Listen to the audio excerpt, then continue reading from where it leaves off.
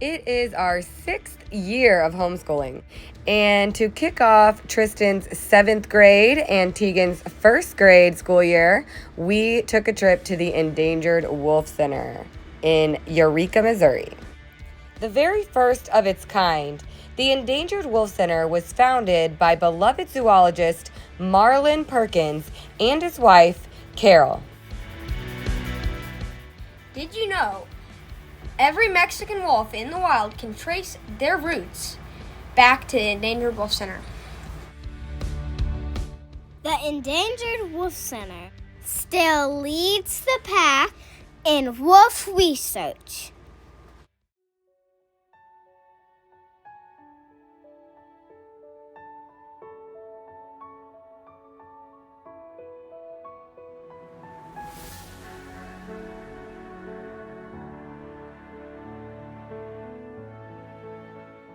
Our tour began with a visual classroom and a gift shop.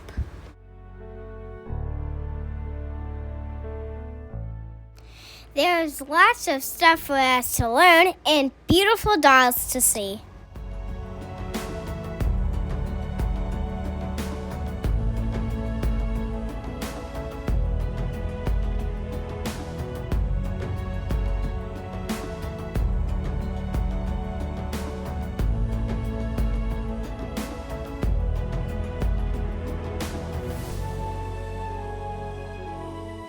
Look at all the furs.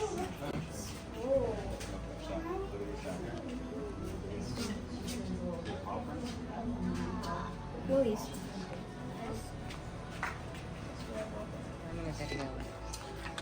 Oh, that's cool. I forgot they did paintings here for the animals. That's so cool.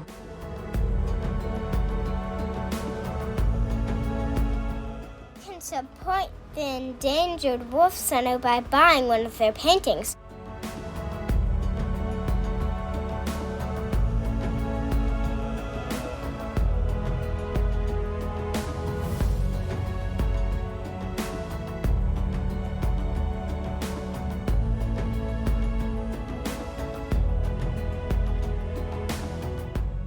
Time for our adventure. I was on a mission to learn something new about wolves.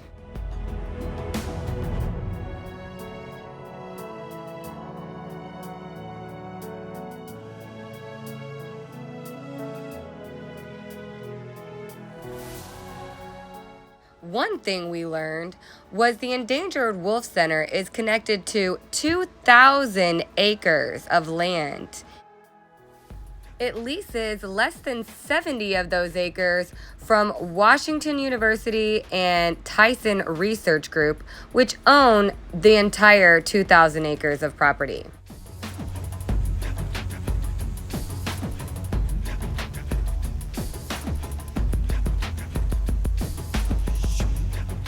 Ones that are sick or maybe have something wrong with them, because they're easier to catch, and it also is going to make the whole deer population healthier overall.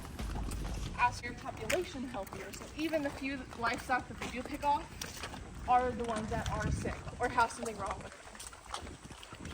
A lot of other animals ate it too, one of which is our stick fox. Like really, their natural prey is prairie dogs, so they're very good at burrowing.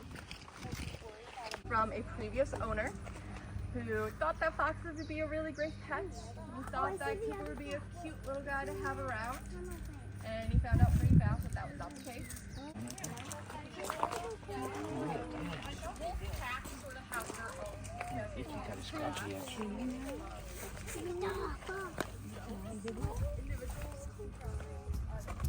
It was a hot day, but it was fun anyways. Many animals were hiding because of the heat.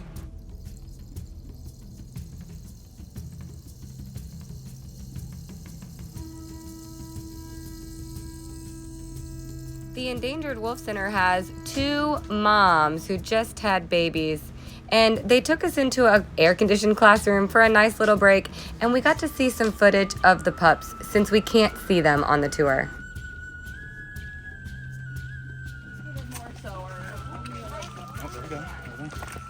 Oh, look. African Manor dogs are over there in their little holding area. There's a couple.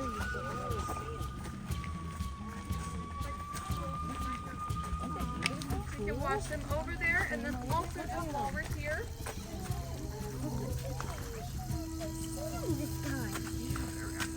Uh-oh, someone's going potty. Oh, showing off. No, she's wearing stuff. So if you see past that chain link fence in the back, there is that habitat.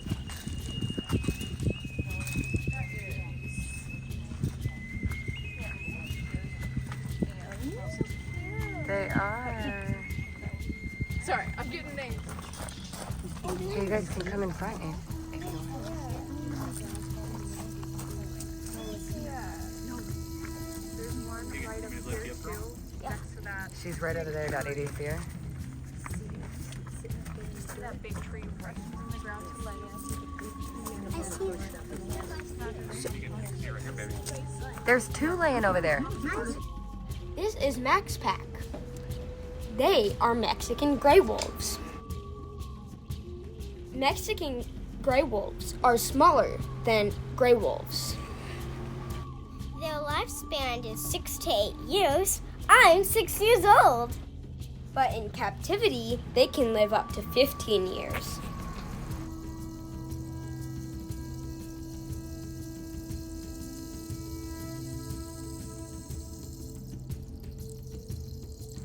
The fennec fox is the smallest fox and smallest katydid in the world.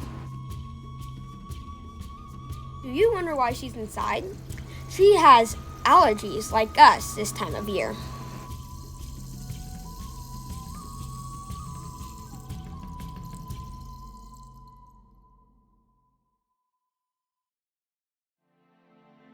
It was a long journey. I was tired, but it was fun. After that amazing visit to the Endangered Wolf Center, we took a drive over to Lone Elk Park, which is interestingly connected to the same 2,000 acres as the Endangered Wolf Center.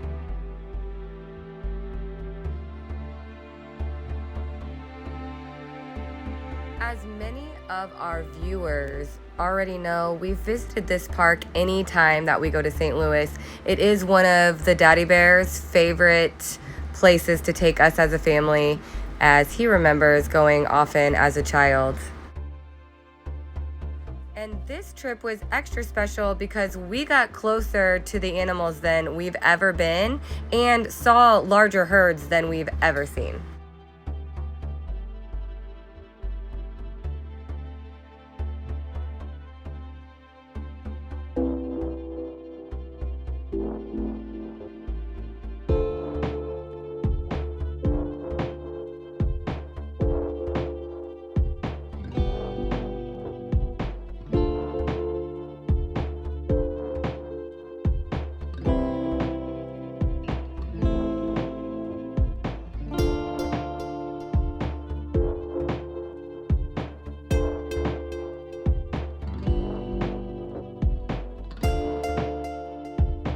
The park acreage was once a part of the 2,000-acre Tyson Valley powder plant used for testing and storage of ammunition during World War II.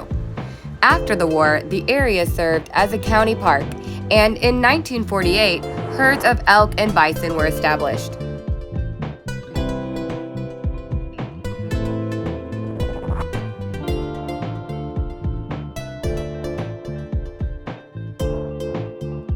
The land was reacquired by the federal government during the Korean War, and some accounts state that the commander found the herds to be a nuisance and ordered them destroyed, while others state it was for safety reasons, back in 1958.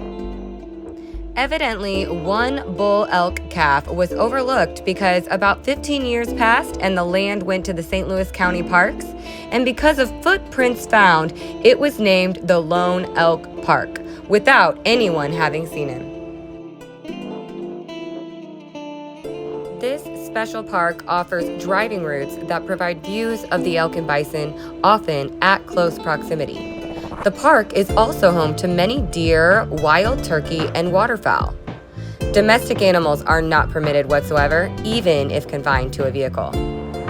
Interestingly, there was research conducted in 2016 to determine if a sinkhole was under the lake, and the boat dock has since been removed. Fishing has also been closed since 2017 in an effort to rebuild the fish population.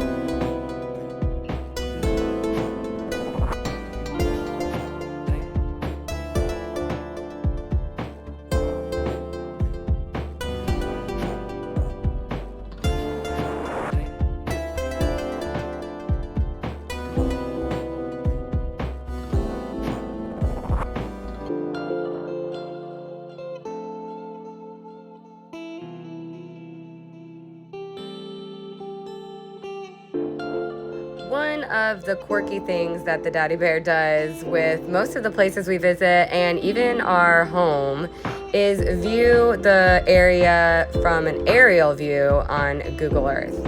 And when we did that with the Endangered Wolf Center, he discovered some really interesting things that really don't have any explanation, but we found it to be really interesting and wanted to share that with our viewers.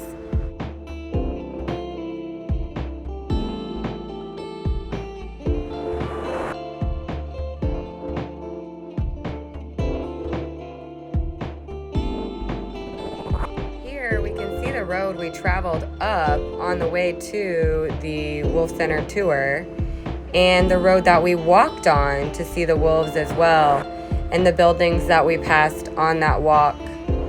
And we can even see the classroom, the AC classroom we entered, as well as the painted dogs enclosure from the aerial view, which was really interesting.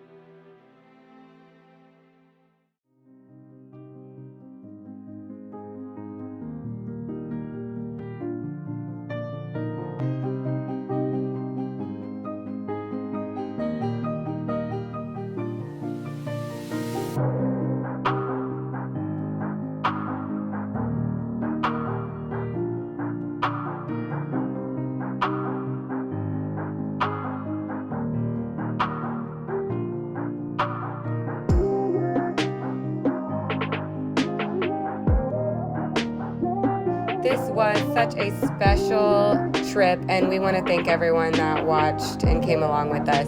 And we sure hope you will like and subscribe.